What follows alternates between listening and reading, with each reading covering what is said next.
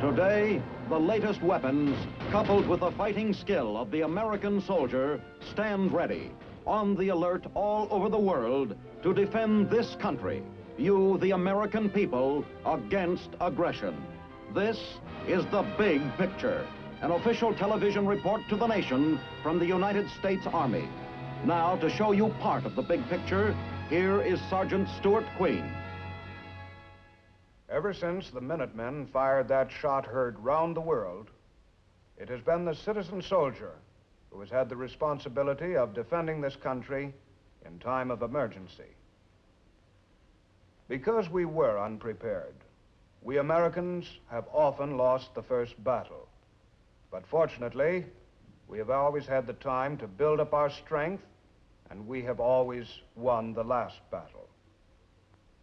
Today, with total war a reality, the first battle may well be the last. We cannot afford to lose it. The Army's new reserve program is designed with one precept in mind: that this country would never again be unprepared to defend itself against aggression. However, inherent also was the preservation of each man's right to seek his own field of personal endeavor.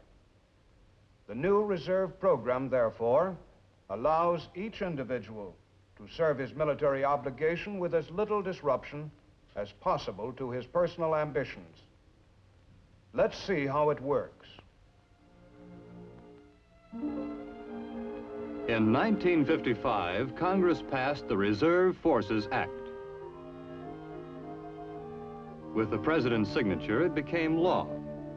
If you were one of the millions of young men approaching draft age today, how would this new law affect you and your future, both in and out of service?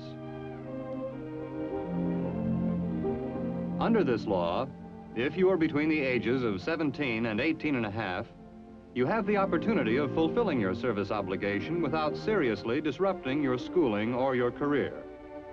If physically fit, you may enlist in an Army Reserve unit located in your community. At some mutually agreeable date in the near future, you will start your 6 months active duty training at an Army post in the continental United States.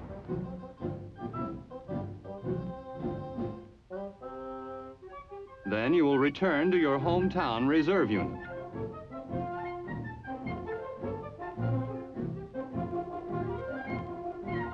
Here you will complete your military obligation by attending weekly training periods under specially qualified instructors. As a reservist, you will also go to camp once each year for 2 weeks of field exercises. For all of this training, whether at camp, at home, or in the field, you will receive regular pay.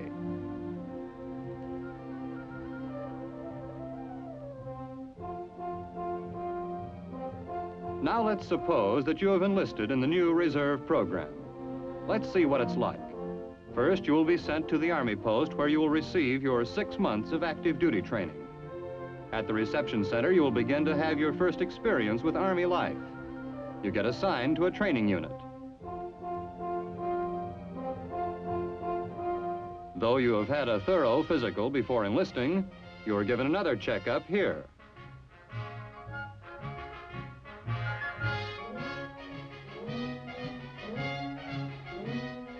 That uniform you're getting has a long, proud tradition behind it. And you're a part of that tradition, for you're a soldier now. Those feet you've never given much thought to before are about to take a giant step towards manhood. For a soldier is a man. You and your feet start out with close order drill. Your hands and your brain go to work when you start to learn your rifle. You learn how to take it apart and put it together, how to care for it, fire it, and respect it. You start to toughen up, too. You begin to realize that you're stronger than maybe you thought you were. You're out of doors a lot. It's bracing. You like it. You're learning about yourself. Here on the infiltration course, you'll learn that you can crawl up to a live machine gun with bullets flying over your head and the noise of battle around you and not falter once.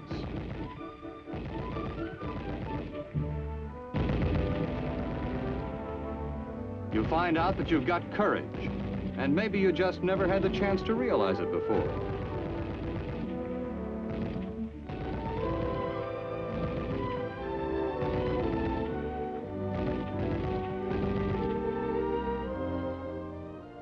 Those first few weeks of active duty, you'll learn a lot. You learn how to take care of yourself in any situation, how to keep your equipment operating, how to treat injuries of all sorts.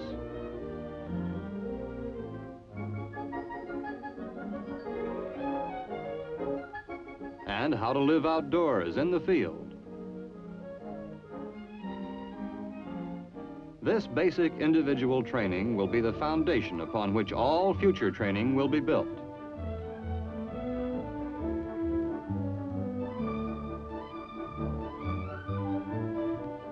You learn how to soldier. First by observing those who know, and then by doing it yourself. You begin to gain confidence in yourself and your own ability. This is the first phase of your active duty training, learning to take care of yourself.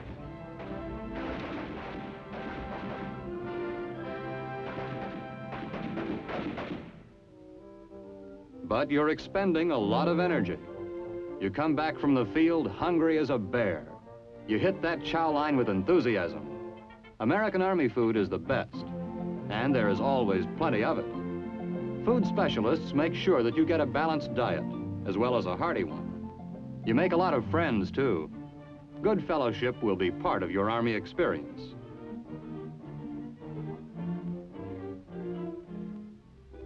And after all this hard work and good food, there'll still be time for fun. Perhaps a game of softball.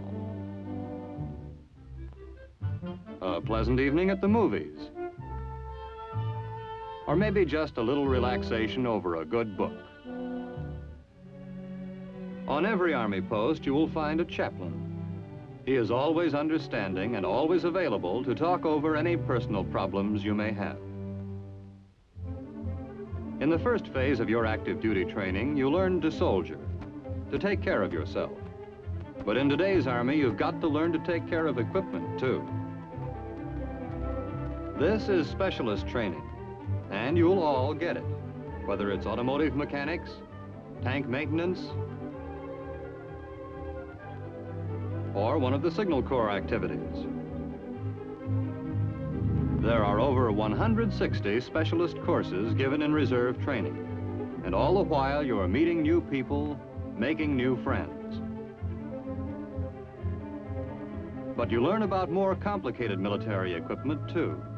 You become familiar with just about every weapon in the book. If war comes to America again, there won't be time for you to learn these things. You'll have to know how to handle mortars, what field artillery is, how tanks are employed, and new anti-aircraft techniques. Today, a soldier is a technician, too. Now you enter the third phase of your active duty training. You've learned a lot about modern military equipment. You've learned how to take care of yourself.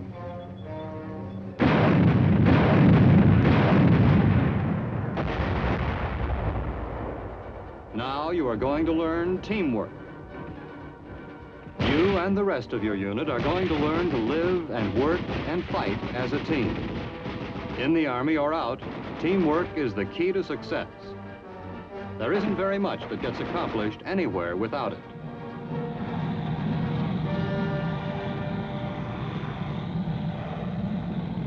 You may learn about truck convoys as part of a transportation team. You may learn to lay telephone wire as part of a communications team.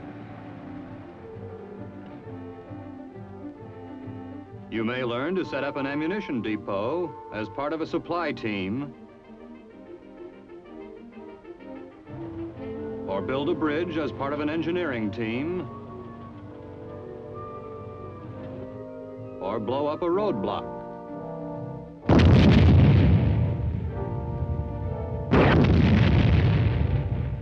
This is the work of a demolitions team. No matter what it is, you learn to work towards a common goal with the men around you. You learn teamwork, and you become proud of your team.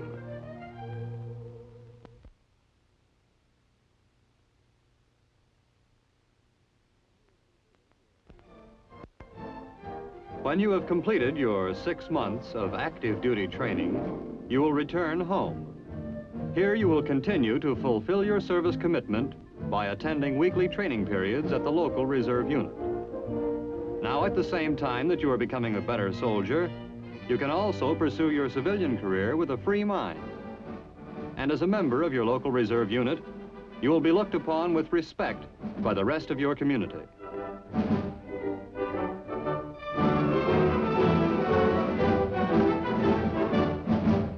As a reservist, you will have an important place in community functions. You will have a part to play in special occasions, holiday celebrations, and parades.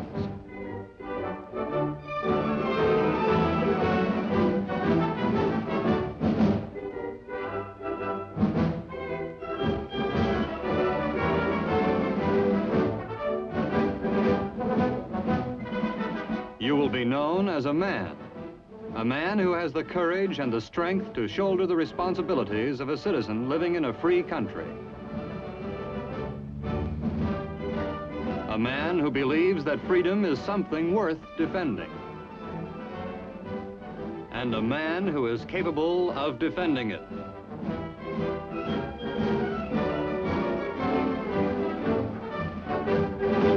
The new Reserve Act is designed to give all young men the opportunity of serving their military obligation at such a time and in such a way that their personal life will not be unduly disturbed.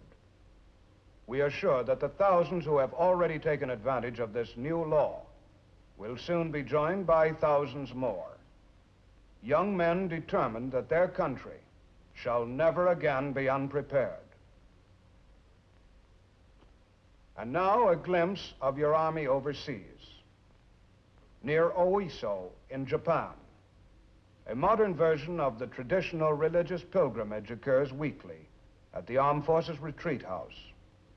Operated by Special Services 8th Army, it has enjoyed a growing popularity with members of all the armed forces. Now, on the big picture, we hope to convey some of the spirit of this unique place, the Kapaun Retreat House. There's a quiet place in the shadow of Mount Fujiyama near the little town of Oiso in Japan. It is a place where servicemen and women can find a few days of peaceful meditation and spiritual inspiration. It is a place where persons of all faiths may gather for the purpose of individual or united worship of their God.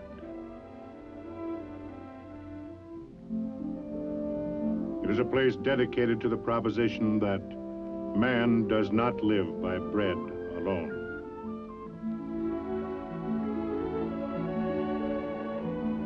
It is the Kapaun Retreat House, named in honor of the late chaplain Father Emil Kapaun, who died a prisoner of war in communist North Korea.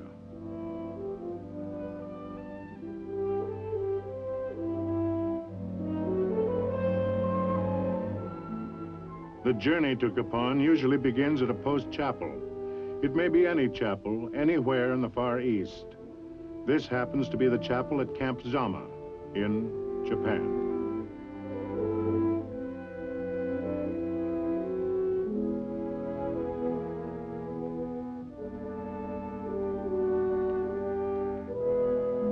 Here at the chapel bulletin board, a young soldier learns about the Kapaun retreat for the first time.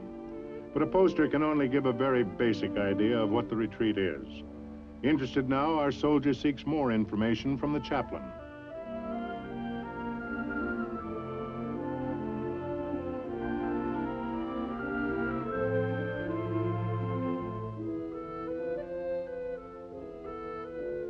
As they talk, the chaplain explains the purpose of the Kapaun Retreat House, how and why it was founded, and what it achieves by refreshing the spiritual capabilities that are in all of us.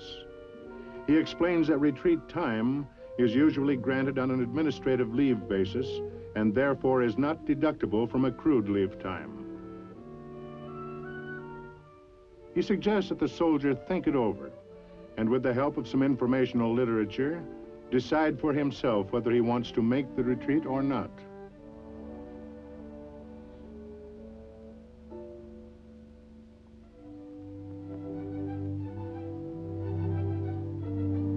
If you are one of the many servicemen and women who do make the journey to the Kapaun retreat house, you'll be going to the little fishing village of Oiso. Your first glimpse of the town will probably be from the train as it pulls into the station. You may come by bus or car, too, for Oiso is right on the main route of transportation south from Tokyo and Yokohama. Both cities are only about an hour's trip away.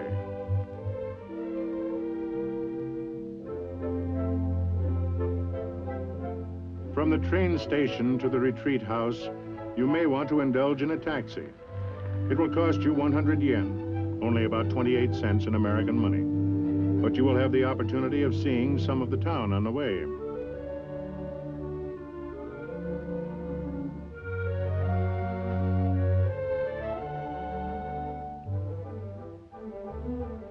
Oiso is a small town, but relatively prosperous by Oriental standards. The streets are wide enough, but the bicycle is still the usual means of transportation. There are many shops and numerous brightly adorned arcades, shielded from the direct rays of the summer sun. Life is pleasant in Oiso. Since the town is situated right on the shore of the Sagami Sea, the economy of the place is based mainly on the sea. Many of Oiso's people are fishermen. It's an out-of-doors way of life, close to nature, slower pace than what we are used to, but with its own rewards of peace and serenity. Accommodations have been arranged for you here at the Oiso Hotel. This is where you will stay for the 3 or 4 days that you are at the Kapaun retreat. Food and billeting are held to a reasonable cost, since this is operated by the 8th Army as an Armed Forces Special Service hotel. You register at the desk, just like you would at any hotel anywhere back home in the United States.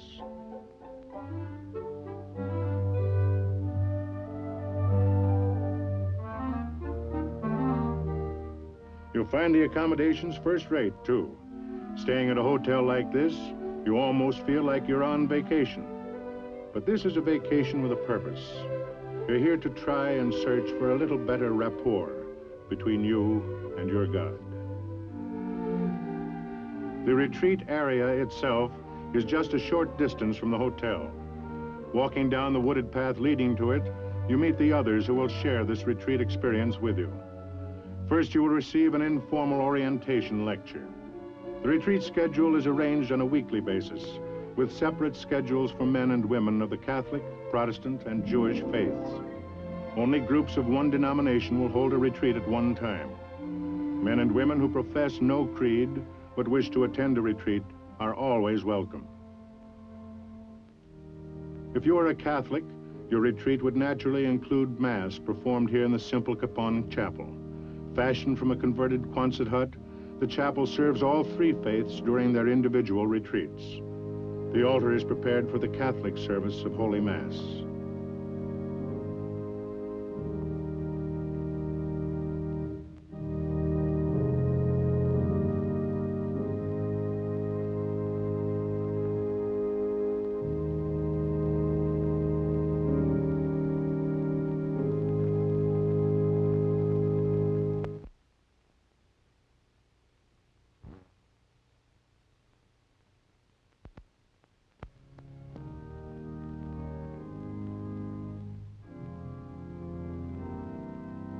The priest prepares the matter of bread and wine.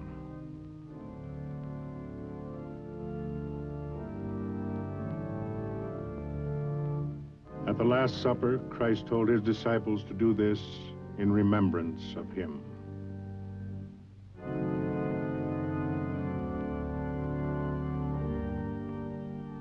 What has passed our lips as food, O Lord, May we possess in purity of heart. If you are a Protestant, your retreat experience would naturally also include services held in the chapel.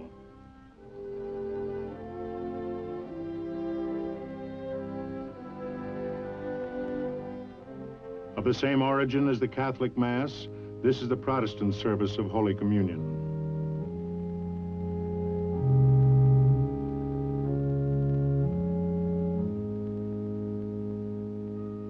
Hear what comforting words our Savior Christ saith unto all who truly turn to him. Come unto me, all ye that travail and are heavy laden, and I will give you rest.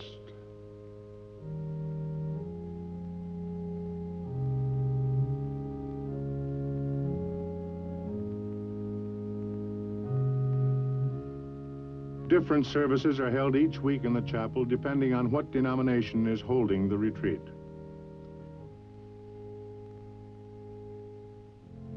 During the week of the Jewish retreat, there are Jewish services held in the chapel.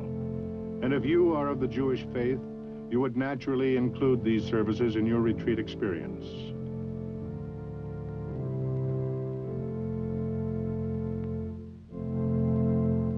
Here, the Jewish chaplains have taken the Torah from the Ark. The Torah contains the Talmud law, including the Psalms of David.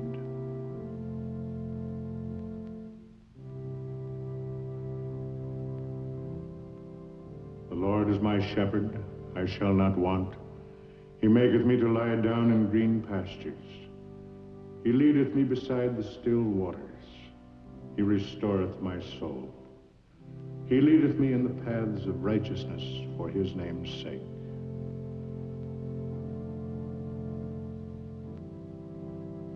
The religious services are an integral part of the retreat experience, but they are only a part. There are also daily classes. Here, a Jewish chaplain explains the traditional employment of the shofar, or ram's horn, blown on high holy days, and the beautiful menorah, which is lighted at the beginning of each Sabbath at sundown.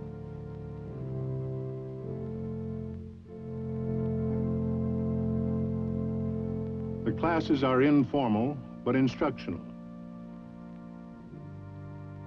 Some classes are more informal than others.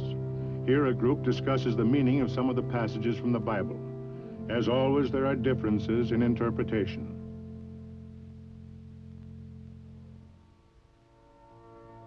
But retreats are not just for men alone.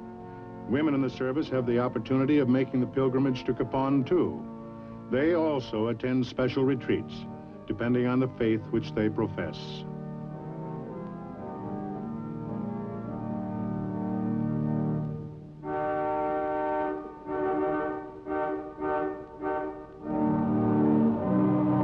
Here, a chaplain leads a group in singing the hymns that have become so popular in the Protestant faith.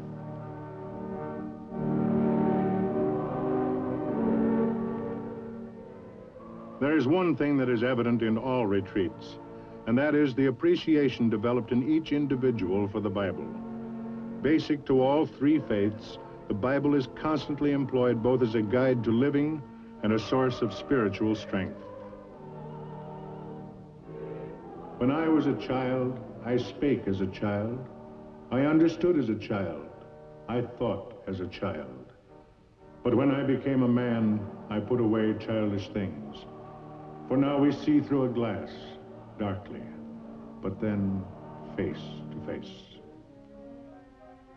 But the retreats held at Kapaun are not all theology by any means. There is much time for recreation and sport.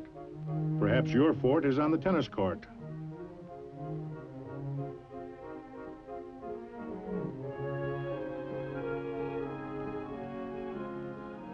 Or maybe you'd prefer a pickup game of touch football.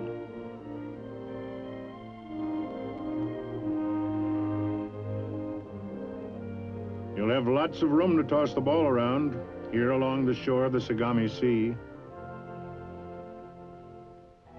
Or perhaps you would rather spend some of your spare time visiting the Buddhist shrine in Oiso. Here you can become acquainted with another of the world's great established religions.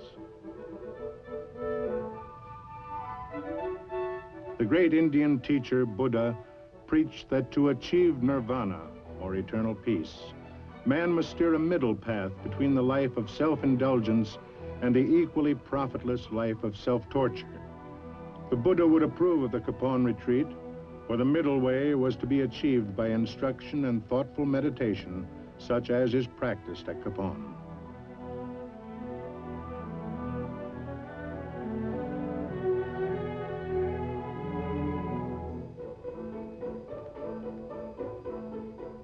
The Kapaun retreat does many things for the men and women who come here. But perhaps the most important thing it can do is to give you a new perspective on life. For a few days, you can forget the tensions and activity of normal service life and seek out the peace and serenity that are around you.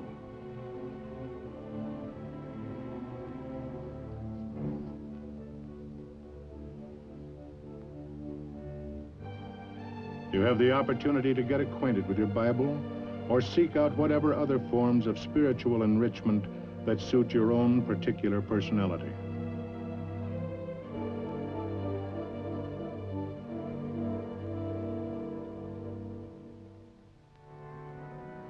O Lord, how excellent is thy name in all the earth. When I consider the heavens, the work of thy fingers, the moon and the stars which thou hast ordained, what is man that thou art mindful of him? The question is asked, and perhaps part of the answer found, here at the Kapaun retreat. Today, when the world is full of so many doubts and disbeliefs, the Kapaun retreat house stands as a living symbol of man's faith in God and in his belief that strength can come from spiritual enrichment. This is Sergeant Stuart Queen, inviting you to be with us again next week for another look at the big picture. The Big Picture is a weekly television report to the nation on the activities of the Army at home and overseas.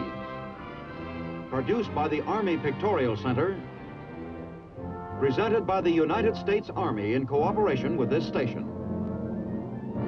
You too can be an important part of the big picture. You can proudly serve with the best equipped, the best trained, the best fighting team in the world today, the United States Army.